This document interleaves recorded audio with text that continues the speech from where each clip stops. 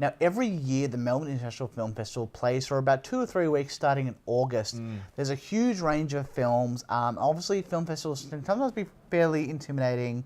Lots of art house and documentaries and stuff like that. But that's the nature of film festivals. You know that going in. And MIF, in some regards, is no exception to that. But I would like to think their spread makes up for any of those inconsistencies. Well, it's not inconsistent. Like, there is a certain type of film that only plays at film festivals, and you will get that. The foreign art house films, The art of cinema. Yeah, they can be very entertaining and good and interesting films, but they're fairly niche. Yeah. And those films are playing here, but there's also great documentaries that you wouldn't be able to see otherwhere. There's foreign films, including Japanese films, which we'll get to in a minute. Yeah. There's also like upcoming Hollywood films. There's films with Daniel Radcliffe, Michael Fassbender, a whole range of different things. So it's not just really obscure art house. No, and it is one of those chances to hear those international voices that you wouldn't like. There's films from Iran and like Uzbekistan, I think, has on, or Kazakhstan or something like that. And so all these strange films that show these burgeoning. We forget sometimes that this is where cinema got its start. We come from this Hollywood world. So. And we might as well start off with talking what this sort of segment's going to be about, which is the Japanese offering at MIF. Jason. So the main one for me at MIF that are coming up, there's 2 Miikeis. So Takashi Miike is one of Japan's most hard-working directors, one could say. I think he pumps out 2 or 3 movies a year, which is pretty impressive. Yeah. He never has an ending, but that's obvious because he only makes them in 2 months. But all of his stuff, at the very least, is a visual spectacle. Even if the narrative isn't there, even if the characters aren't there, it's always a visual spectacle. There's always something there for you to go, wow, that was actually really good. Like it's if you wanted to kind of toe in the water, have a bit of fun, watch something that's kind of bombastic from those Japanese ones, that's the pick.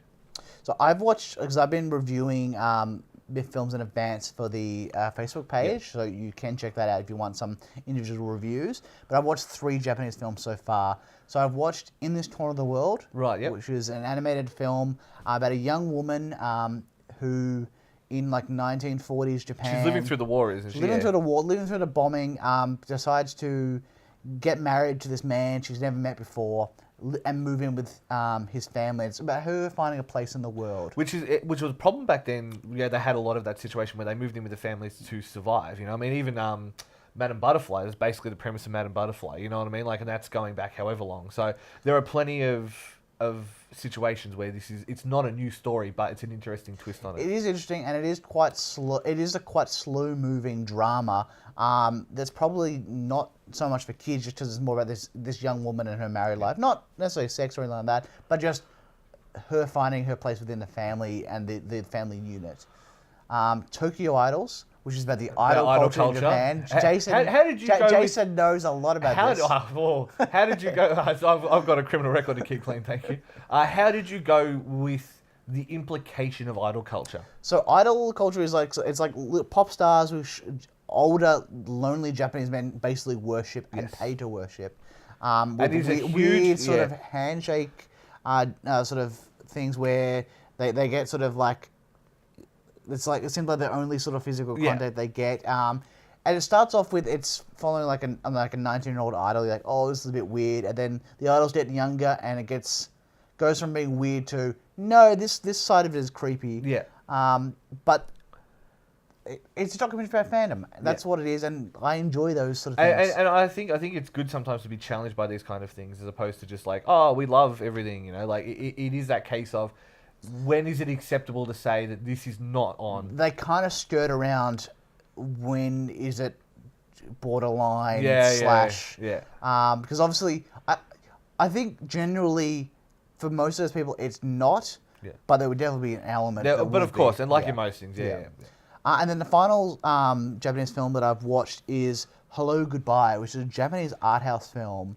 So that looked really interesting. I saw it on the list, and I'm like, I wonder if this is going to be my jam, because it ticks both boxes. It's art house and it's Japanese. So that's basically like... It's about 2 female teenagers who are sort of opposite ends of the social spectrum, who sort of kind of bond and collide when they run into an old lady who's got dementia, trying to deliver a former love letter, for a former flame, and it kind of goes from there. And it's an interesting character drama. because it sounded like a unique premise, but it sounded like they nailed the nuance of it. Like I was worried that they would struggle with the idea of bringing those two worlds together, but it sounds like they. It's certainly an interesting film. I didn't love it, but I still enjoyed learning more about the characters as it was slowly revealed and they slowly sort of opened up to each other. So what's your next week looking like? So what movies are you looking forward to this coming up?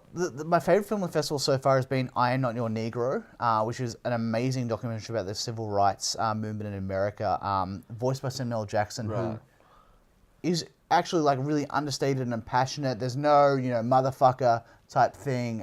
It's just, he's actually really great in it.